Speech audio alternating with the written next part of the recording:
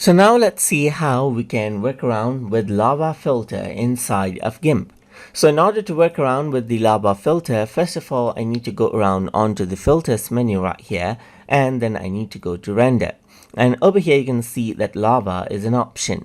So once you go around onto lava, then you can see the gradient right here. You can choose different gradient as you want, but I'm just going to stick to the default one right here, which has the lava right here. So let's just go around over here, and this is what you have right here. It's like this.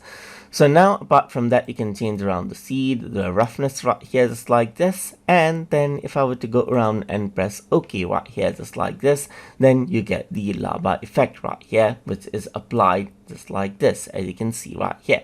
So that is what you have, and this is there as a separate layer, as you can see right here. Let me just go around onto filter, onto render right here, and then go to lava, and this is what you have. So let's just go around and change around the roughness right here and change around the size as well. Press OK right here, then you get that kind of a particular effect right here. So you can see that it is applying the effect as per the parameters that we have chosen right here, just like this, and this is what we have, as you can see.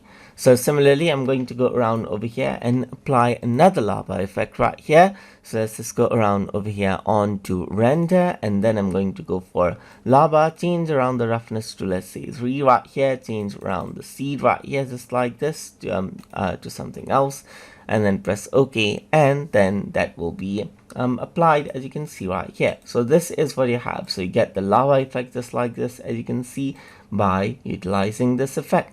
So hope you guys learned something as always, and as always, please like, comment, share, and subscribe.